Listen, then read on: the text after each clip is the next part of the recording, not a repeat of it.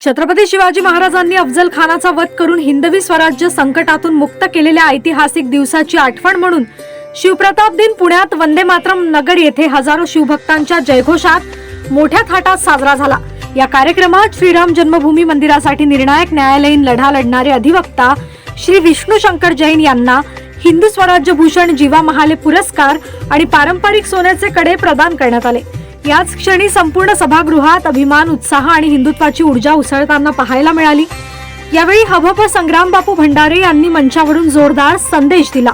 जिहाद्यांकडून खरेदी टाळा या मोहिमेला उत्तम प्रतिसाद मिळालाच आहे, पण आता दुसरी मोहीम सुरू आहे। ज्याच्या कपाळावर नाही टिळा त्याला मतदान टाळा, तुमचा टिळा दाखवा, तुमचा राष्ट्रवाद दाखवा। संग्राम बापूंनी पुढे भाषणात म्हटले, आतंकवाद आणि दहशतवादाचा जनक इस्लामच आहे आणि अफजल खानाचा वध म्हणजे हिंदूंवर चाललेल्या इस्लामीकरणाविरोधात मिळवलेला विजय। या कार्यक्रमाचे आयोजक शिवतपस्वी स्वर्गीय गजाननराव मेहेंदळे व्यासपीठ, समस्त हिंदू आघाडी आणि प्रतापगड उत्सव समिती यांच्या नेतृत्वाखाली हा सोहळा पार पडला। धर्म, शौर्य, परंपरा आणि हिंदुत्वाच्या अभिमानाचा अद्वितीय संगम असा हा सोहळा ठरला। आज या ठिकाणी शिवप्रताप दिनासाठी पुण्यामधून हजारो संख्येने गोरक्षक, शिवभक्त, शंभूभक्त एकत्रित आले होते। जसा त्या काळामध्ये त्या अफजल्याला फाडला होता, तसंच आपल्याला महाराष्ट्रामध्ये पुण्यामध्ये या छत्रपती शिवरायांच्या पदस्पर्शाने पावन झालेल्या भूमीमध्ये जे अफजल खान आता थैमान घालतायत त्यांना उभ्याने फाडला पाहिजे। या निमित्तानं पुण्यामध्ये वाद धर्मांतर असेल, लौकिकाचे प्रकरण असेल किंवा मुलींना भडकवण्यात येतं, त्या निमित्तानं काय सांगतो?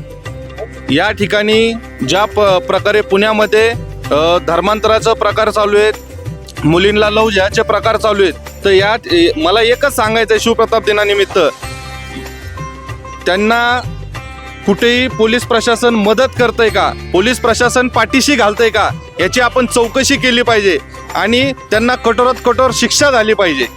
पुण्यामध्ये शनिवारवाड्यात नमाज पठणाचे प्रकरण घडले, त्यानंतर पोलिसांनी कुठल्याही प्रकारची कारवाई केली, तर एक हिंदुत्ववादी कार्यकर्ता म्हणून काय मागतो? त्या आरोपींना त्या 8 दिवसात जर अटक नाही केली तर अखंड पुण्यात आणि अखंड महाराष्ट्रामध्ये सर्व हिंदुत्ववादी संघटना एकत्र येऊन आंदोलन करतील आणि मस्जिदच्या बाहेर आम्ही हनुमान चालीसा लावल्याशिवाय राहणार नाही। गेली अनेक वर्षांपासून हिंदुत्ववादी आमचे मार्गदर्शक मिलिंद भाऊ एकबोटे यांच्या मार्गदर्शनामध्ये पुण्यामध्ये हा शिवप्रताप दिन साजरा केला जातो।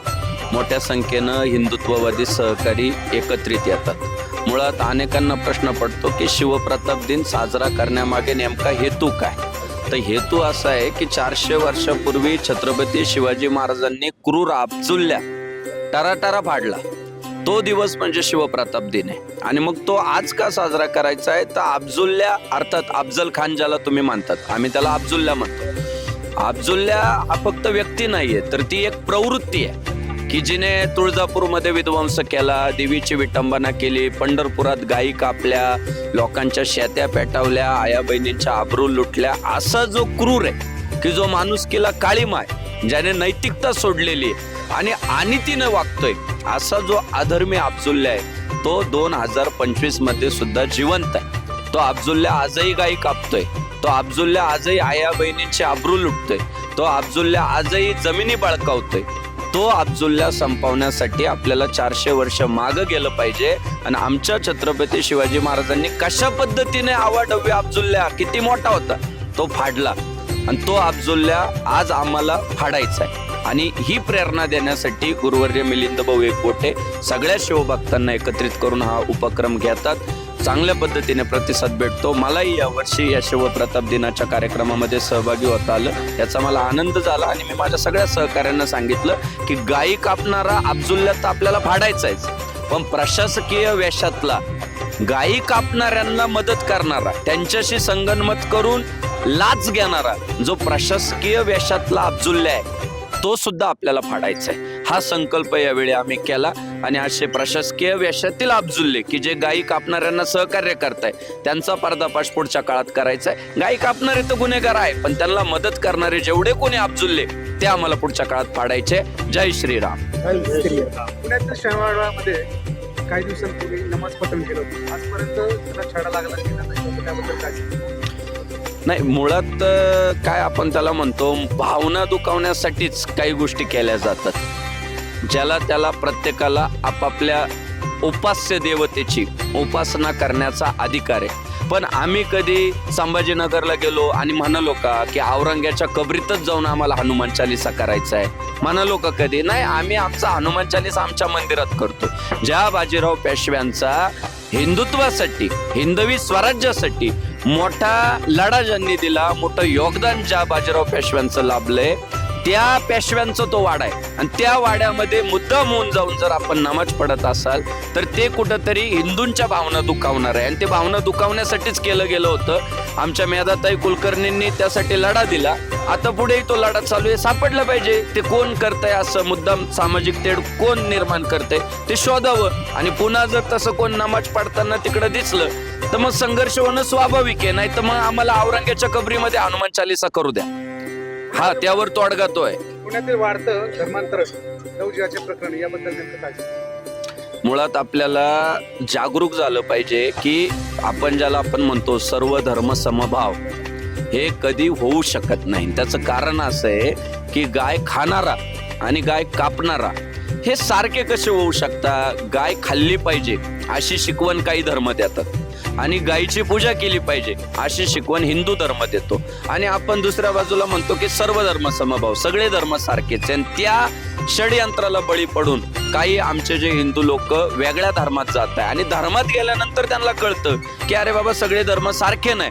आपल्या धर्मामध्ये तुळशीला पाणी घातलं जातं, इतर धर्मामध्ये तुळशीला पाणी घातलं जात नाही. आपल्या धर्मामध्ये गायीची पूजा केली जाते हिंदू धर्मामध्ये. इतर धर्मात गेल्यानंतर बळजबरी आमच्या लेकीबाळींच्या तोंडात मांस कोंबलं जातं. म्हणजे धर्मांतरण हे षडयंत्राला बळी पडून आमची काही लोक धर्मांतरित होतात. काहींना जबरदस्ती धर्मांतरित केलं जातं, काहींना ब्लॅकमेल करून वेगवेगळे व्हिडिओज, फोटोज, प्रेमाच्या जाळ्यात ज्याला आपण लव्ह जिहाद म्हणतो तसं करून काहींचं धर्मांतरण केलं जातं. यावर प्रबोधन आपल्या हिंदू बांधवांना सर्व धर्म समभाव शिकवणं बंद केलं पाहिजे. आणि हिंदू समभाव म्हणजे हिंदूंकडे आपण समानतेने पाहिलं पाहिजे.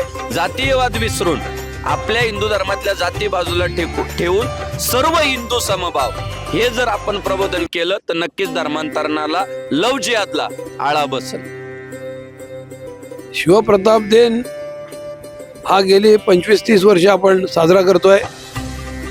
शिवप्रताप दिनाला नेहमीच उत्साहवर्धक प्रतिसाद युवकांचा लाभतो. छत्रपती शिवाजी महाराजांच्या अफजलखान वधाच्या या पराक्रमाचं आकर्षण लोकांच्या मध्ये नेहमीच आहे. परंतु आमची अशी एक तक्रार आहे की प्रतापगडाच्या पायथ्याशी अफजलखानाच्या थडग्याचं अतिक्रमण एकनाथ शिंदेच्या नेतृत्वामुळे उखडलं गेलं. त्या ठिकाणी अफजलखान वधाचं स्मारक उभं राहणार होतं. ते स्मारक गेले 3 वर्षात उभं राहिलं नाही, ही आमची तक्रार आहे. आणि तो जो पुतळा आहे तो धुळका तिथं थोपडेंच्या स्टुडिओमध्ये पुण्यात पडलेला आहे.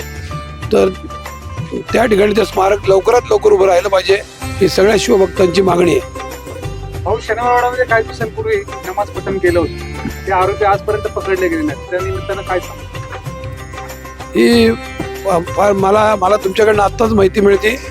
ही संतापजनक माहिती आहे. आणि शासनाने हिंदू लोकांच्या भावनांची कदर ठेवली पाहिजे. ही बातमी आहे ही इतकी संतापजनक आहे की जर याप्रमाणे अटक झाली नाही, कारवाई झाली नाही तर त्याच्या बाबतीत आम्हाला फार मोठं त्याच्याकरता प्रतिक्रिया व्यक्त करावी लागेल. एक मोठं आंदोलन. जय शिवराय, जय श्रीराम. आज शिवप्रताप दिनानिमित्त नातूबाग मैदान पुणे या ठिकाणी माननीय मिलिंद भाऊ एकबोटे आणि सकल हिंदू समाज यांच्यातर्फे या ठिकाणी माझ्या संग्रहातील शिवकालीन शस्त्रांचा संग्रह या ठिकाणी लावण्यासाठी एक संधी दिली, त्याबद्दल आम्ही त्यांचे आभारी आहोत. मी अभिजित धोत्रे, मी पेशाने कला शिक्षक असून गेले अनेक वर्ष भारतभर भ्रमंती करून आम्ही शिवकालीन, पेशवेकालीन शस्त्र मी विविध प्रांतातनं जमा केले आहेत. हे जे काही शस्त्र या ठिकाणी आपणास दिसत आहे हे अस्सल युद्धामध्ये ही शस्त्र वापरण्यात आलेली आहे. ज्यावेळेस ही शस्त्र आमच्या संग्रहामध्ये येतात त्यावेळेस याचं रिपेरिंगचं काम किंवा त्याचा गंज काढण्याचं काम आमच्या संग्रहामध्ये चालतं. हे शक्यतो उन्हाळ्यामध्ये आम्ही हे कामं करतो आणि याचं आयुष्य वाढावं, तरुण पिढीला हे सगळं शिवकाळामध्ये काय महत्त्व होतं आणि महाराजांनी याच्यासाठी काय परिश्रम घेतले विविध शस्त्रांच्या उत्पत्तीसाठी किंवा त्याच्या काही शोधासाठी, ते हे आम्ही व्याख्यानाद्वारे किंवा या प्रदर्शनाद्वारे आम्ही प्रदर्शित करतो. ती या ठिकाणी आपणास विविध प्रकारच्या तलवारी, भाले किंवा जे काही जांबिया वगैरे जे काही छुपी शस्त्र होती, आणि सर्वात वैशिष्ट्यपूर्ण म्हणजे महाराजांनी जे शस्त्र अमर केलं असं वाघनख या ठिकाणी आम्ही प्रदर्शित केलं आहे. ते एक अस्सल सौभाग्याने मला अस्सल एक वाघनख माझ्या संग्रहामध्ये दाखल झालेला आहे. ते सुद्धा आम्ही या ठिकाणी दाखवण्याचा प्रयत्न आम्ही या ठिकाणी करत आहोत. जय शिवराय.